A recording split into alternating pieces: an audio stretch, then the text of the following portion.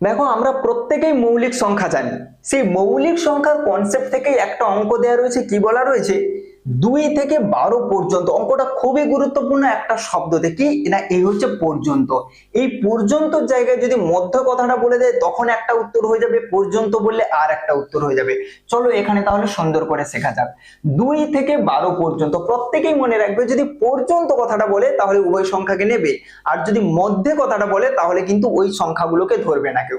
ঠিক আছে, তাহলে 2 থেকে 12 পর্যন্ত আমাদের মোট কতগুলো সংখ্যা হয়? আমরা জানি 2 থেকে 12 পর্যন্ত মোট 11টা সংখ্যা হয়। কেন না, আমাদের 1 থেকে 12 পর্যন্ত যদি 12টা সংখ্যা হয় তাহলে 1 কে নিয়ে মনে কতগুলো সংখ্যা হলো? 11টা হলো। কেউ চাইলে এরকম হাতে গুনে নেবে, কিন্তু প্রয়োজন নেই, কারণ 2 থেকে 12 বলেছে। পরীক্ষায় যখন বড় বড় সংখ্যা দেবে তুমি কি এরকম গুনবে নাকি?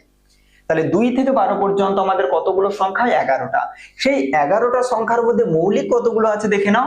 2 কে নেব, 3 কে নেব, 5 কে নেব, 7 কে নেব, আর কাকে নেব? আর 11 কে নেব।